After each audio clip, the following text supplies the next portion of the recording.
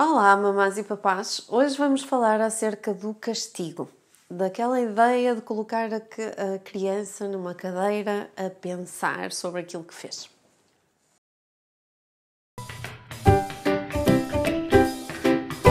For Baby's Brain.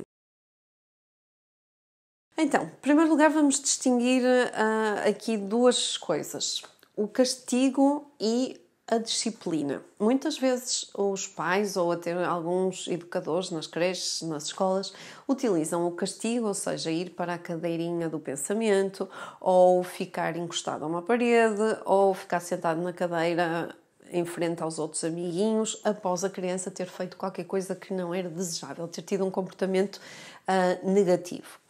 Isto não é disciplina, ao contrário do que vocês possam pensar. Disciplinar uma criança é ensinar-lhe qualquer coisa, é tentar induzir comportamentos positivos no futuro, enquanto que castigar é punir, é criar algum sofrimento na criança após um comportamento que não é de todo desejado.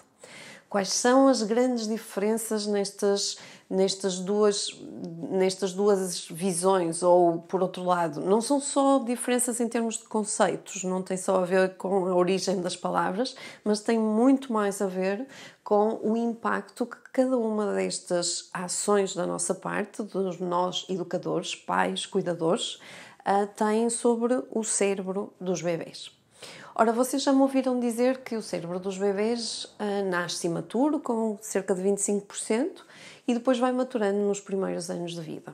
Há uma parte do cérebro, que é o neocórtex, o cérebro mais humano, mais racional, mais típico da nossa espécie de Homo sapiens, que só começa a maturar por volta dos 3 anos, o tal cérebro racional.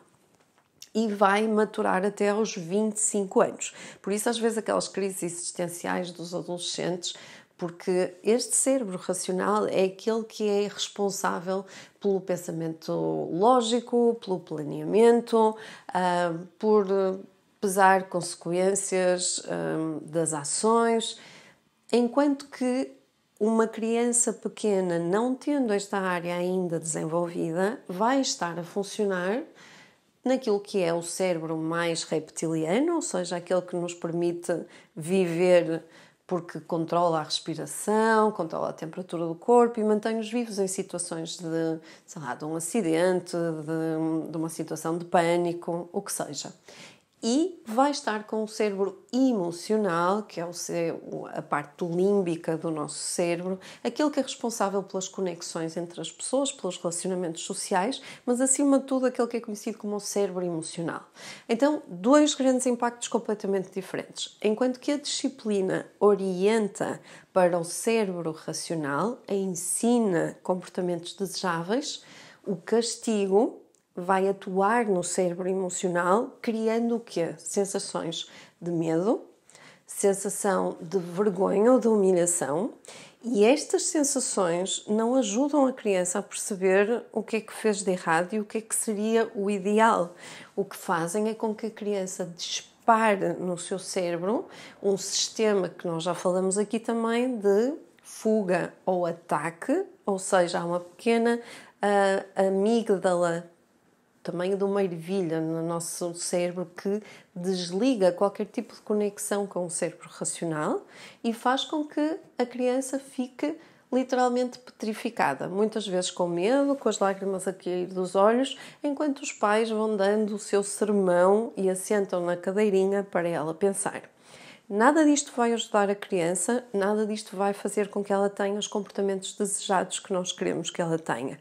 Isto só vai criar memórias traumáticas nela e vai fazer com que, mesmo que em situações de pequena frustração, de uma pequena birra, o seu sistema de disparo, de aumento do cortisol, do tal fuga e ataque, fique ligado mais ou menos permanentemente e faça com que a criança, mesmo em situações de pequenas frustrações, reaja com alguma agressividade.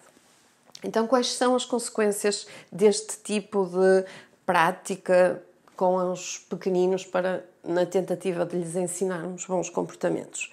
Primeiro, um aumento da doença mental, ou seja, nós sabemos que as crianças, por estudos longitudinais, que foram muitas vezes humilhadas ou castigadas no sentido da represália de algum comportamento, e note-se que tem o mesmo impacto no cérebro que a punição física, ou seja, a humilhação e a vergonha vão ter exatamente o mesmo impacto nas mesmas estruturas do que o próprio bater na criança, e já não é disso que estamos a falar, como é lógico.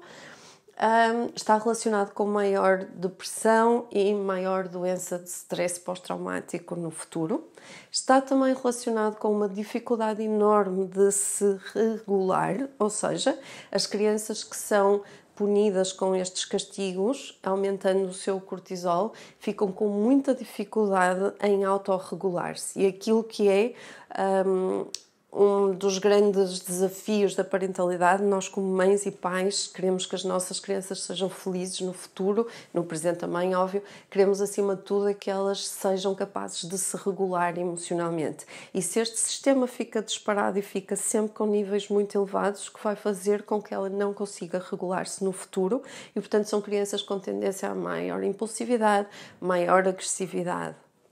Estas crianças têm tendência também a ter uma menor performance académica, ou seja, a ter dificuldades com a atenção e com os resultados académicos, atenção, memória e depois o resultado académico. Têm tendência para a externalização, ou seja, para comportamentos de ação quando frustradas, como a agressividade, como o sair, o fugir e, curiosamente, ou não tão curiosamente, têm alguma relação com comportamentos de bullying, ou seja, sendo por um lado vítimas, porque foram habituadas a relações de poder, em que o mais forte diz o que é que eu tenho que fazer e eu tenho que ficar petrificada. Sim, porque vocês imaginam quando o pai está a falar assim, com ar de Rottweiler para a criança, ela não fica a pensar, vou aprender com isto e da próxima vou ter um melhor comportamento.